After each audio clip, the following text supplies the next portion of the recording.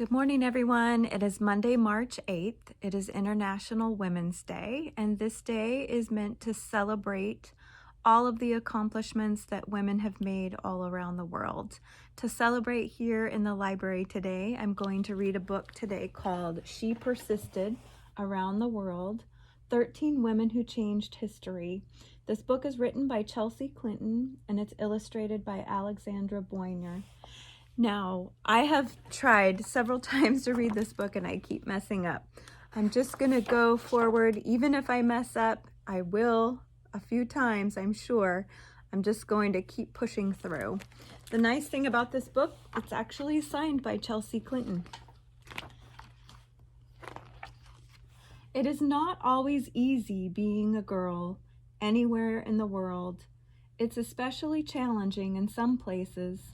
There are countries where it's hard for girls to go to school and where women need their husband's permission to get a passport or to even leave the house. And all over the world, girls are more likely to be told to be quiet, to sit down, to have smaller dreams. Don't listen to those voices. These 13 women from across the world didn't. They persisted.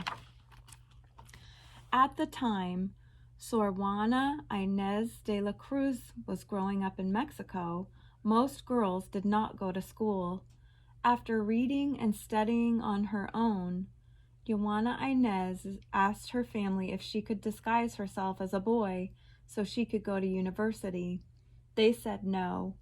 She persisted, finding tutors who didn't mind teaching a girl, and then became a nun in part so that she could focus on her studies and her writing. Sor Juana Inés's poems and plays are still celebrated today, and her Respuesta a Sor Filoti de la Cruz was the first published argument for a woman's right to education in the Americas. Although Caroline Herschel's mother didn't think girls should be educated, her father taught her alongside her brothers. But after typhus left Caroline permanently stunted at just over 4 feet tall, both parents thought her only future was to be a servant.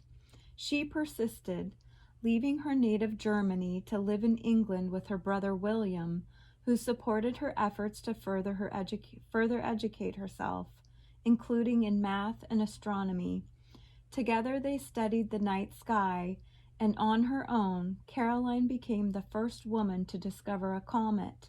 Today, several of the comets she found bear her name. However long we live, life is short, so I work. When Kate Shepherd began traveling through New Zealand, saying that women deserve voting rights, many men believed that women should avoid meddling in masculine concerns.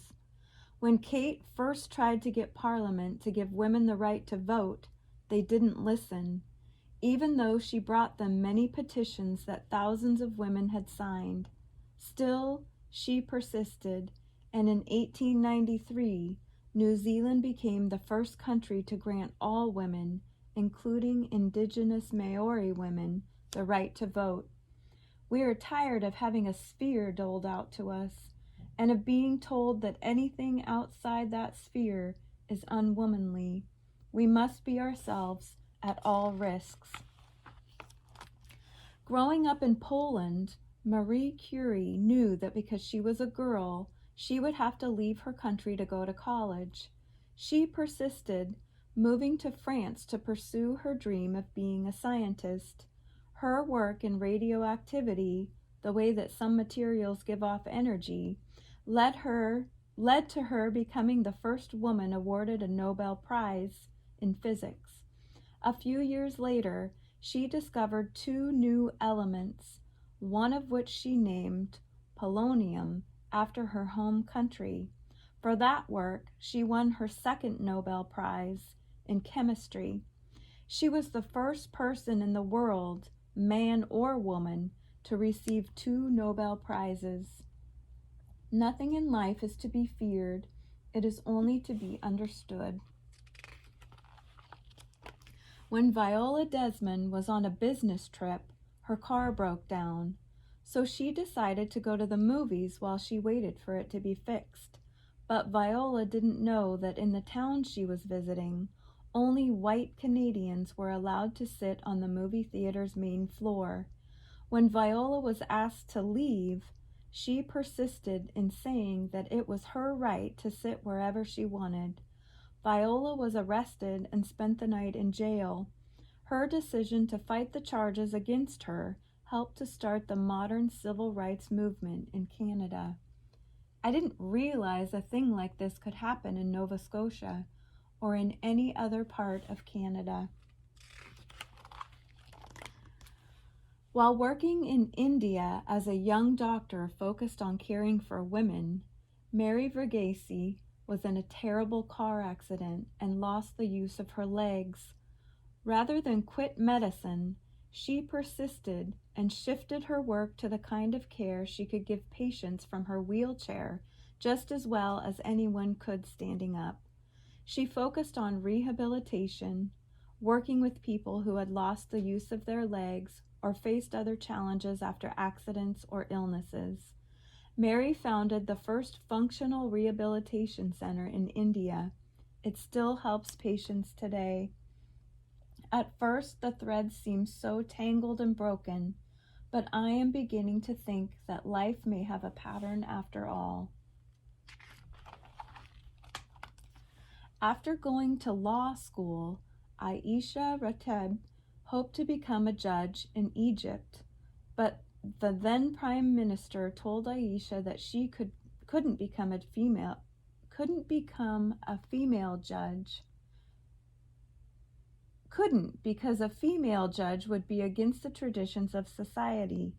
She persisted in doing important legal work, helping to write a new constitution for Egypt, crafting new rules to protect women and people with disabilities, and serving as Egypt's first female ambassador.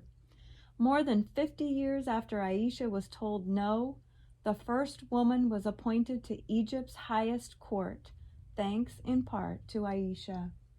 When I proposed changing the laws before, the fanatics staged demonstrations against me. We will continue to fight for reform. As the first woman in East and Central Africa to earn a doctorate degree and become a professor at the University of Nairobi, Wangari Maathai made 2 of her dreams come true. Still, she wanted to do more. Horrified by how many trees had been cut down across Kenya, Wangari started to plant trees. She persisted in getting family, friends, students, and even strangers to help plant more trees and to respect the environment. She also worked hard to protect and defend the rights of everyone in Kenya. Wangari was the first African woman awarded the Nobel Peace Prize. Her legacy includes more than 50 million trees her Green Belt movement has planted. I don't really know why I care so much. I just have something inside me that tells me there is a problem and I have got to do something about it. As a little girl in the United Kingdom, Joanne Rowling knew that she wanted to be a writer. After university, she spent years creating the Harry Potter world while also working full-time. Even though many publishers rejected her first book, she persisted. The publisher she finally found worried that boy readers might not want to read a book featuring a boy wizard written by a woman, and asked Joanne to publish as J.K. It sounded less feminine. Today, the Harry Potter series is the best-selling book series in history, with more than 400 million books in print in 80 languages, and its author is famous as the woman who brought more magic into the world. We do not need magic to transform our world. We carry all the power we need inside ourselves already. When Cicely Cici Lima do Amor was young, It was against the law for girls to play soccer in Brazil, but Cece wanted to play even if she got into trouble, so she persisted, first in secret, turning other toys into soccer balls and practicing whenever she could. Eventually, Sissy's parents got her a soccer ball when she was 14, 2 years after Brazil made it legal for girls to play soccer. Sissy started playing professionally and then joined the first Brazilian women's national soccer team. At the height of her career, Sissy was called Queen of Brazilian football, and today is credited for inspiring a generation of Brazilian girls to be unafraid to take the field. One of our goals is that people in society will accept that girls play soccer. Civil war erupted in Liberia when Lema Gbawi had just finished high school. Living through the war inspired Lema to become a trauma counselor to help other children affected by conflict. When civil war broke out again years later, Lema knew she didn't want to simply live through this time or help the victims afterward. She wanted to help end it. She persisted, bringing together thousands of Liberian Christian and Muslim women to peacefully protest the violence. Their effort helped end the war and led to a safe, free elections in which Liberia elected its first woman president. For her work, Lema was awarded the Nobel Peace Prize. The more I did, the more I could do. The more I wanted to do, the more I saw needed to be done. When she was growing up in China, Yuan Tan's father did not want his daughter to take ballet. She persisted in convincing him that being a dancer was her destiny. Finally, her father said that he would decide Yuan's fate with a coin toss. If the coin landed on heads, she could pursue ballet. If the coin landed on tails, she couldn't. Yuan won the coin toss.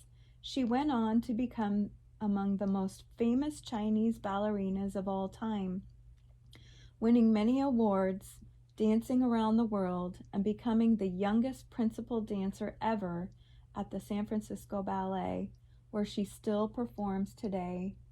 While I watch other dancers do the same roles I do, I don't try to be anyone else.